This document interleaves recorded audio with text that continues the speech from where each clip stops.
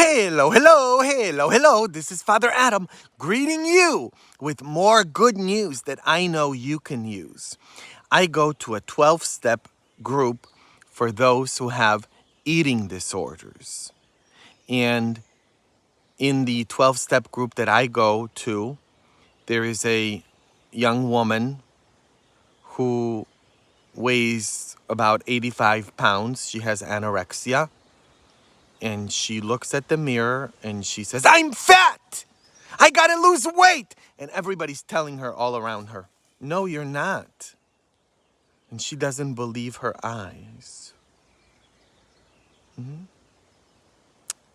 She doesn't believe her eyes. That is her therapy. To not believe her eyes. That's what she told me. She says, "I look in the mirror and I see a fat person and that I need to lose weight.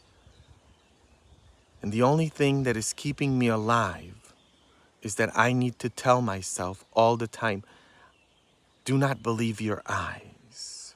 Your eyes lie to you." The Christian does not believe his or her eyes. The Christian believes Jesus. Believe Jesus. God is not a plastic surgeon.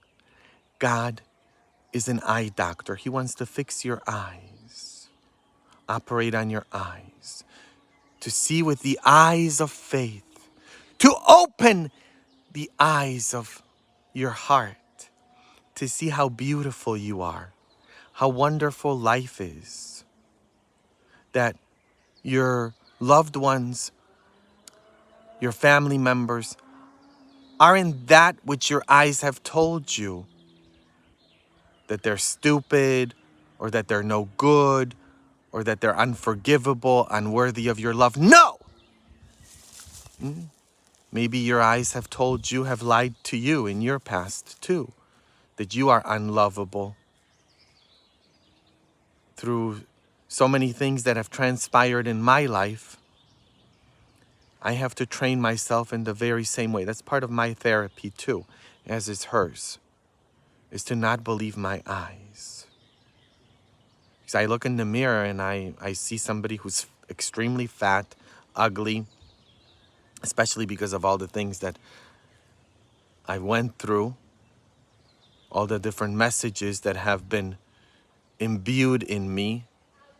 When I was growing up, my mom took me to a doctor, a Polish doctor, and she looked at me and then she looks at my mother and she says, "Are you raising a pig?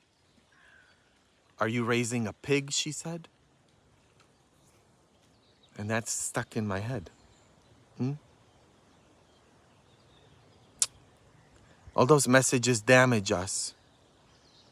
Maybe you grew up hearing that you're stupid, you're no good. If you hear that all the time in your life, you're going to believe it. That's why you have to believe Jesus. Believe Jesus. Don't believe your eyes. Don't believe all those accusers in your life. You know, the devil is the accuser, Satan, Hasatan in Hebrew, the one who accuses you. God is our advocate. God is our lawyer that speaks for us, that defends us. God constantly defends us against our accusers, the ones who have damaged you and that want to continue to damage you. Do not let them. You're much more than that. It's been part of my therapy, and it has helped me. It's helped so many people to replace those negative thoughts that bombard us. To tell yourself that your eyes lie. How come there's so many people who are into plastic surgery today? I mean, they're operating on everything. They're getting butt lifts, boob lifts, nose lifts, chin lifts. Everybody's lifting everything. Liposuction. Everybody's lifting all sorts of stuff, except their mind and their heart to God. Lift your mind, your heart up to God. God is not a plastic surgeon. He doesn't want to make you over. He wants to give you his eyes. The eyes of faith. The Christian, the Bible says, does not walk by sight, but walks by faith. We walk by faith and not by sight. We believe that there's something more. We hope in something more. We trust in something more. We trust in Jesus. Constantly tell yourself that. Replace those thoughts that continue to bombard you, all the negativity. God is positivity in our life. There's so many people, they constantly hear how terrible they are, how no good they are.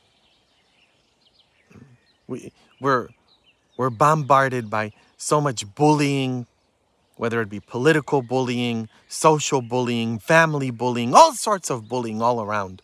People bringing you down. Don't let them. Don't let them. God doesn't bring you down. God brings you up. God lifts you up. God says you can. All the people around say, yeah, you can't.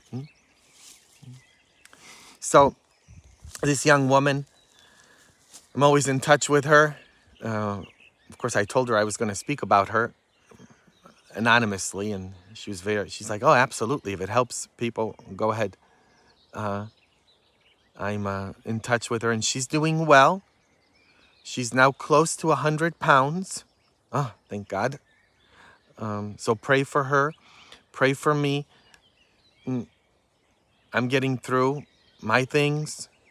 You have to get through your things. It's a walk. Christianity's a walk. It's called the way.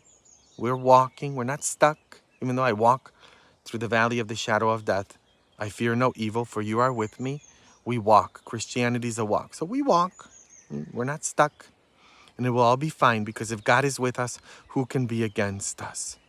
We just have to continue to pray for that gift of new sight, the sight of our faith. I'm praying for you. I love you. Keep smiling. It only gets better. I'm making it, and so will you. God bless you.